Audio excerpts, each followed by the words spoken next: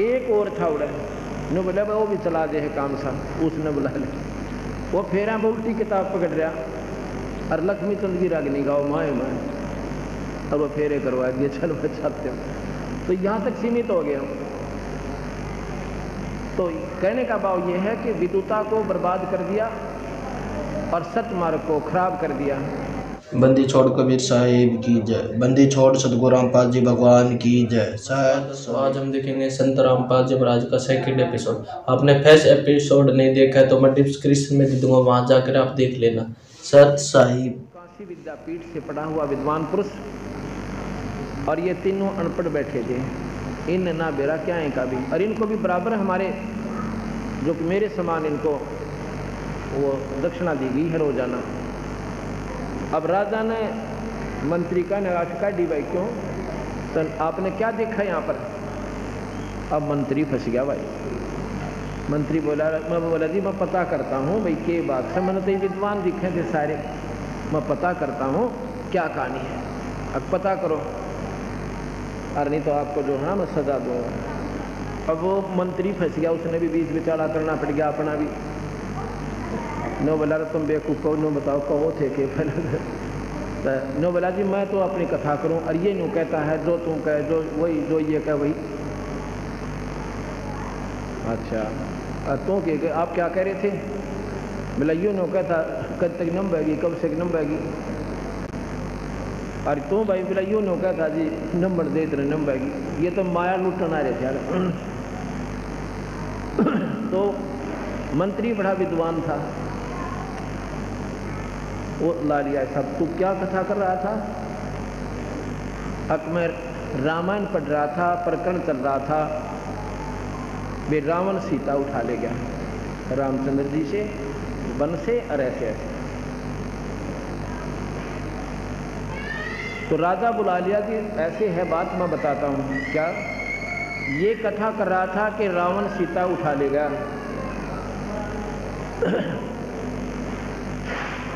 और वही बात तो से बार बार कह लो, चाहे उसको एक बार कह लो, बात वही है जी, उसका लाभ उतना ही प्राप्त होता है। जैसे एक श्लोक है, रावण मांगन गया चून ताते लंक वही करूं। अगर इसने पढ़ ले तो सारी रामायण घूम की पूरी छटोरी का लाभ हमें मिल गया। रावण मांगन गया चून और ताते लंक वही करूं, पूरी रामायण हमारे कंप्यूटर की तरह दिमाग में घूम गई। ये जो पढ़ रहा था कि रावण सीता ठा ले गया, और ये न्यू कहता जी जो ये कह रहा बिल्कुल ठीक है। न्यू सोच लो इसका सेकंड कर रहा था, यो कथा कर रहा था, न्यू सोच लो इसकी भी कथा गेल होगी। चलो भैया भी मान गई, पर यूं ये कहता कब तक नंबेगी, कब तक नंबेगी। ये न्यू कह रहा था रावण तने जुल्म तो कर दिया, पर कब तक तेरी पार पड़ेगी, सीता उठा कर डायरा। ये न्यू कहता भाई कब तक नंबेगी, रावण तने तो गलती कर दी। और यूं के कहता भाई ये नो कहता नंबर दे इतने नंबर। रावण के मन में न्यो थी देखी जाएगी इतना तो नंबर, इतना तो नंबर जाके देखूंगा, देखी जाएगी जो होगी, क्योंकि सभी इस बात पर सेट हैं आगे की देखी जाएगी। चोर चोरी करता वो भी न सोचता देखी जाएगी। तो यूँ नो कहता भाई नंबर दे इतने नंबर है, नंबर दे इतने नंबर। रावण नो सोच रहा था और बक्कल उतरा उसका आख्या। क्यों भाई क्या मैं फर्क पाया इसमें। जब वो नाटक भाई मैं नो नहीं कहूँ था भाई है तो वह गलती होगी। दूसरा इसमें एक कारण और बताते हैं कि राजा के ना, ये दूसरी कहानी। तो इस प्रकार अब हमने इसको रोजी रोटी का कारण बना लिया। एक समय एक जब हमने नाम नहीं लिया था, ये बात फिर याद आए। एक गांव था छोटा सा, उसमें एक किसी की मौत होगी। पंडित जी ने तो वहाँ ले गए, क्योंकि वो ज़्यादा ज़रूरी काम समझागा भी अंतिम संस्कार के समय काफ़ी समय लगना था। और उड़ा पंडित जी दूसरा एक और था, वो जा रहा था कि बाहर। एक और था उड़ा ने बोला वो भी चला दे है काम सा, उसने बुला ले। वो फेरा उल्टी किताब पकड़ रहा और लक्ष्मी चंद की रागनी गाओ माए माए, और वो फेरे करवा दिए, चलो बचाते हो। तो यहाँ तक सीमित हो गया। तो कहने का भाव यह है कि विदुता को बर्बाद कर दिया और सतमार्ग को खराब कर दिया। ये भोली आत्मा फिर जावा कहाँ बेचारी, जिन ABC का भी ना बेरा भक्ति के मार्ग का। इस प्रकार भूत जुनी जहाँ छूट है पिंड प्रदान करंत, पर गरीब दास जिंदा कह नहीं मिला भगवान। जय सतगुरु की संगत करते तेरे सकल कर्म कट जाई, अमरपुरी पर आसन होते जहाँ धूप लाछाई। यदि तुम पूर्ण संत की शरण में आ जाते, ना कनागत काटने, ना माता दोकनी, ना पिंड बरवाने हैं, और ना कि तो प्रेत सलाह पर जाना, ना 84 में जाना, ये सारा झंझट मिट जाता है।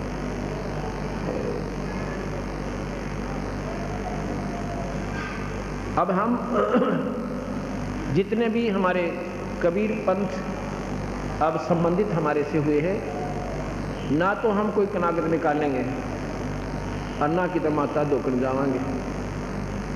किसी प्रकार की ये प्रक्रिया हमारे से नहीं होगी और किसी प्रकार ना कोई हमारा भूत बनेंगे। हम सीधे या तो सतलोक जाएंगे या पुनर्जन्म मनुष्य का ही होगा, जब तक मुक्ति यहाँ से नहीं होगी। ये बिल्कुल सत्य बात है। अन्य किसी की भी साधना से कई भाई कहते हैं कि हमने सुना है एक व्यक्ति के 8 जन्म लगातार मनुष्य के हुए। मनुष्य के जन्म 100 भी हो जाएं लगातार कोई बड़ी बात नहीं, क्योंकि वो कर्मों के नंबरों के आधार पर निर्धारित कर दिए जाते हैं। अंत में भी जीव की बिरान माटी होगी, कुत्ता और गधा बने चलेगा। पिछले कर्मों के आधार पर 1, 2, 3, 4 मनुष्य भी जीवन मिल सकते हैं। किनको? जो केवल ब्रह्म तक की साधना करते हैं और जो सत्पुरुष की साधना नहीं करते। अंत में भी फिर वो पशु दुनिया में जाएंगे। इस काल का इतना लंबा जाल है। कैसे? एक राबिया नाम की लड़की थी, राबिया। उसको कबीर साहब मिले थे, भक्ति में बहुत ज़्यादा उसकी रुचि थी और पिछले अपने शास्त्रों के आधार से उसके जन्म जन्मांतर की घनी कमाई इकट्ठी हो रही थी। जिन पुण्य आत्माओं की पिछली पुण्य कमाई ज़्यादा है, वही आज सत्संग में समय निकाल कर आ रहे हैं, दूसरे नहीं आ सकते। वो तो ना तक या तो ठेके पर जा रहे होंगे और या फिर सीधा लूट मंडा मौज मात मचा रहे होंगे, 2 के 20 बना रहे होंगे। और आपको भगवान ने समय दिया है, ये वैसे नहीं दिया। आपकी कसक भीतर की और कमाई आपकी आपने इस स्थान पर आपको लेकर आई है, वैसे नहीं आ सकते आप यहाँ पर। आप सोच भी नहीं सकते इस साइड में जाने की, घर बैठ कर ना जाने के बात बनाकर मन आपको वहीं उलझा कर सेट कर देगा। उसके जन्म जन्मांतरों की बहुत ज़्यादा कमाई थी। उस कमाई के आधार पर उस लड़की ने परमात्मा में रुचि बहुत ज़्यादा होने के कारण अपनी यही धार्मिक प्रवृत्ति के आधार पर, अपनी धार्मिक परंपरा के आधार पर जो भी साधना का ज्ञान था उसमें आरूढ़ हो रही थी। उसको कबीर साहब मिले सतपुरुष आकर स्वयं उससे कहा कि बेटी ये साधना कहाँ क्या कर रही है? कि स्वर्ग में जाऊंगी। बेटी स्वर्ग में जाकर के फिर क्या करेगी? अग मौज मारूंगी। कितने दिन मारेगी उड़ा मौज? ये भी सोची के दे। अग जी मौज कितने दिन मारूंगी? स्वर्ग में रहूंगी। अग ना, स्वर्ग में नहीं रह सकती। स्वर्ग के अंदर इतने दिन रहोगे जितने तेरी पुण्य कमाई है, उसके बाद नरक में भी जाएगी और फिर 84 में जाएगी। ये काल बलि का जाल है। वो सारी कहानी सुनाई जो मैं सुनाने लग रहा हूँ आपको परसों से। उस लड़की के बाद समझ में आ गई। नो बोली जी मैंने फिर मेरा रास्ता बदल दो, अग नाम ले बेटी, उस परमात्मा का ध्यान धरो। अब सतगुरु ने नाम दिया। संत जब नाम देते हैं अपनी भक्ति शक्ति का अंश प्रवेश करते हैं और उससे फिर वह भक्ति प्रफुल्लित होती है। वैसे नहीं आप राम नाम ले सकते, ना सत्संग सुन सकते। अब 2-4 वर्ष तो उस लड़की ने साधना की। उसके बाद समाज के इस उलझेड़े में फिर उलझ गई। उसकी शादी होगी। शादी होने के बाद वो बोले हम तो माता तो कुआवाएंगे, वो कहने लगे हम तो न्यों करवाएंगे, हमारा तो छठकी मानस है। वह बेचारी अपनी पूजा ने छोड़ कर उन मोड़ दी, वह एकली वह 20, उसने वह मार्ग त्याग दिया। उसके बाद उसका शरीर पूरा हो जाता है हिंदू धर्म से, फिर वो मुसलमान धर्म में राबिया नाम की लड़की बन जाती है। भगवान के घर में हिंदू मुसलमान नहीं है, ये हमारी चौंसा हमने पला रखी। परमात्मा के घर में ना कोई हिंदू है, ना कोई क्रिश्चियन है, ना कोई मुसलमान है, और ना कोई जाति और पाति, एक जीव है उसकी संज्ञा में। और उस जीव का जहाँ भी संस्कार है उसी व्यक्ति के साथ जोड़ देगा, चाहे वो मुसलमान घर में है और चाहे वो क्रिश्चियन के घर में है, चाहे हिंदू और सिख के घर में है। उस लड़की का फिर मुसलमान घर में जन्म हो जाता है। मुसलमान को बाद में बने हैं, पहले कोई हिंदू और मुसलमान नहीं थे, पहले आर्य पुरुष होते थे। आर्य का मतलब श्रेष्ठ जीव। श्रेष्ठ कैसे थे? हमारे समाज में हुक्का, बीड़ी, शराब, तम्बाकू बिल्कुल नहीं था। यदि कोई शराब, मांस, तम्बाकू प्रयोग करता था उसको गांव से निकाल दिया करते थे और उसको कमीन कहते थे। अपने ही घर के व्यक्ति को, अपने ही भाई को या चाचे को, और जो ऐसा नहीं मानता था 2-4 बार अलर्ट करते थे, नहीं मानता था, अपनी आदतों से बात नहीं आता था, समाज के प्रदूषण के डर से उसको घर से निकाल देते थे और वो जंगल में जाकर दारू भी पीता रहता था, मांस भी खाने लग जाता था, फिर राक्षस कहलाता था। उसको कमीन कहते थे। कमीन कोई जाति नहीं है, ये कर्म कोई भी कर रहा है वही कमीन कहलाता है, चाहे किसी जाति मदद से। ऊंच नीच इस विध है लोई, ये कर्म कुकर्म कहाँ में जोई। अच्छे काम करनिया चाहे किसी जाति से, आप उसने कितना भंगी भी कहते हो, हमारे लिए वो प्यारी आत्मा है जिसने विकार छोड़ दिए और परमात्मा के नाम को ऊपर आरूढ़ हो गया, वो पुण्य आत्मा, उच्च आत्मा है। ऊंच नीच इस विध है लोई, ये कर्म कुकर्म कहाँ में जोई। कुकर्म करनिया नीच से, सुक्रम करने वाला उच्च प्राणी है। अब वहाँ जब उसका जन्म हो जाता है, अब वो पिछली भक्ति जो सतगुरु की दी हुई जो कमाई थी वह खत्म नहीं होती, वह प्रेरणा देती रहती है। आगे उसके भाग में कमाई आगे ना बने वो दूसरी बात है। अब इस उदाहरण से आप हिसाब लगाना, ये उदाहरण वैसे नहीं होते, ये आत्मा को झंझोड़ कर धर देते हैं अगर जो विचार करेगा गहराई से। अगर कोई इष्टवादिता या मजहब में फंसा रहेगा तो उसकी अपनी मौज है, लेकिन संत इस बुराइयों से दूर करते हैं।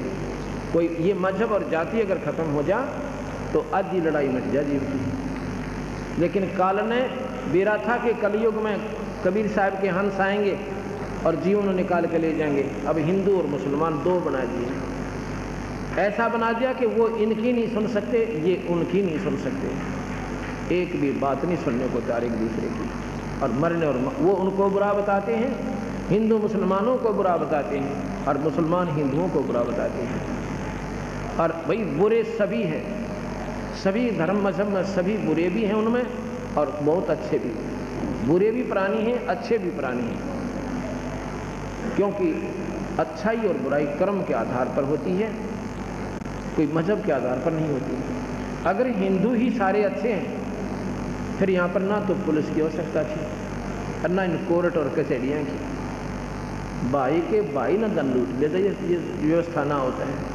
और बान बेटियाँ की इज्जत एक मिनट भी सुरक्षित नहीं है, से बेसिक हिंदू की फीतला रही।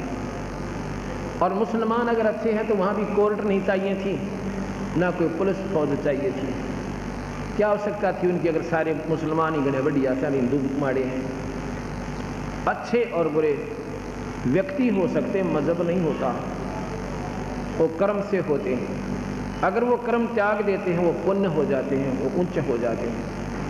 उन कर्मों को छुटवाने के लिए संत चेष्टा करते हैं, समय समय पर सत्संग करके, सतमार्ग का दर्शन करके, और जो इन पर विचार कर लेगा वो प्राणी पार हो जाएगा, इस संसार के पचेड़े तो हट जाएगा। उस लड़की बचपन से उसमें वह पिछली कमाई फिर जोड़ कर गई, अपनी माँ से कहने लगी, माँ मैं शादी नहीं कराऊंगी। उसने उसके पिताजी से बताया कि लड़की दृढ़ता से कह रही है मैं शादी नहीं कराऊंगी। अब माता पिता को चिंता का विषय बन गया। जवान बेटी और इस समाज में हम कैसे अपने घर पर रख सकते हैं। हम तो 10 साल 5 साल के मेहमान हैं, उसके बाद बेटी का क्या होगा। बहुत विचार लगा के समाज को देखते हुए दोनों माता पिता उस छोरी के पास बुलाकर उसको अपने पास और फूट फूट कर रोने लग जाते हैं। कहते हैं बेटी हम शादी के बिना आपकी शादी अवश्य करेंगे, ये हमारी मजबूरी समझ ले, और नहीं तो हम दोनों आत्महत्या करेंगे अगर तू शादी नहीं करवाओगे। अब लड़की ने सोचा भाई ठीक है, ये नहीं मान रहे हैं कि वो समाज को ज़्यादा देख रहे हैं। उसने हाँ भर ली, ठीक है मैं शादी करवा लेती हूँ, लेकिन मन में संकल्प कर लिया कि मैं अपने आने वाले उस पति से बात करूँगी। अब परमात्मा कोई ना कोई कारण भी बना देता है जब जिसकी सच्ची लगन लगे। शादी होगी, शादी के तुरंत बाद एक बहुत अच्छे ऑफिसर से, बहुत बड़े अधिकारी से, बहुत पैसे वाले से उस लड़की की शादी हुई, क्योंकि उसके संस्कार प्रबल थे। संस्कारों के आधार पर ही हर प्राणी का संपर्क अच्छे पति पत्नी के रूप में अच्छी व्यवस्था में जाता है। शादी के बाद उसने अपने पति से कहा कि मैं आपसे 2 बात करना चाहती हूँ। वो कहने लगी जी करो, क्या बताओ, क्या बताना चाहते हो। अपनी सारी कहानी बता देती है। कहने लगी मैं बच्चे उत्पन्न नहीं करूँगी। तो वो कहने लगा फिर शादी क्यों करवाई। ये मेरे माता पिता की मजबूरी थी और मेरा दृढ़ फैसला है, मैं भक्ति करके अपना आत्म कल्याण कराना चाहती थी। मेरे माँ बाप ने मेरी कतई नहीं सुनी। उन्होंने कहा कि हम आत्महत्या कर लेंगे, तू शादी नहीं करवाओगी। तो मैंने उस दोस्त से बचने के लिए मैं वहाँ से आ गई। अब मैं आपसे प्रार्थना करती हूँ कि मैं बच्चे पैदा नहीं करूँगी, मैं भक्ति करना चाहती हूँ। यदि आप स्वीकार है आपको तो ठीक है, और नहीं तो मैं सुसाइड करूँगी। मैं जी नहीं सकती, मैं अपना जीवन खो दूँगी, मैं मर जाऊँगी। ये मेरा अंतिम फैसला समझ लेना। तो उसने सोची भाई मैं क्यों खाम खा इसी पुण्य आत्मा के लिए बाधक बनूं। वो कहने लगा फिर एक बात सोच लो, समाज हमारे भी है, इज्जत मेरे भी है, घर से बाहर नहीं जान दूंगा, तेरा न्यारा मकान बना दूंगा और 2 नौकरानी छोड़ दूंगा तेरे लिए, पर रहेगी तो मेरी बहन के रूप में मेरी दृष्टि में, और समाज की दृष्टि में तो मेरी पत्नी के रूप में रहेगी।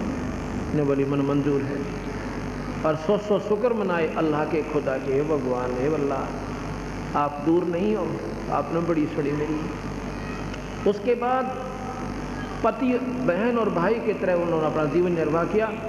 उसने अपनी और शादी करवा ली। मुसलमानों में कई शादियां हो जाती हैं। और उस राबिया के पास जाके और घंटों तक वो परमात्मा के बारे में विचार सुना करता था। बहुत धार्मिक प्रवृत्ति का व्यक्ति था। एक बार क्या हुआ, जब वो 50-55 से ऊपर आयु की होगी, 60 के करीब, मुसलमानों की परंपरा में जैसे अपनी अपनी परंपरा में सबने निर्धारित कर रखा है कि बुढ़ापे में जो हज कर आवे मक्का मदीना जाकर उसकी मुक्ति निश्चिंत है, और जो वही मर जावा तो गणा बढ़िया, वो तो सीधा स्वर्ग बेस्त में चला जाता है। ऐसी उनकी धारणा है, और संतों के आधार पर ऐसा नहीं है। तो वो कहने लगे जी मैं हज करना चाहती हूँ। वो कहने लगा जी बेशक जाओ। राबिया कहने लगी मैं हज करना चाहती हूँ, अगर आपकी इजाज़त हो तो मैं जा सकती हूँ। अगर जा सकती है, और जा सकती है नहीं, तेरे लिए बैलगाड़ी जुड़वा दूँ किसी भगवान आत्मा के लिए। अगर नहीं मैं तो पैदल जाऊँगी, मेरा मन मानस से पैदल जाऊँगी। अगले वो तेरी सलाह है, नहीं तो तेरी सारी व्यवस्था करवा दूँगा। अगर नहीं मैं पैदल जाऊँगी। और भी जा रहे हैं। उसने देख लिया कि ये तो घर से बाहर भी नहीं निकली 50 साल में, 40 वर्ष में,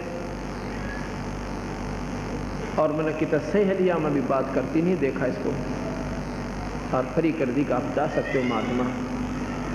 चल पड़ी। चलते चलते रास्ते में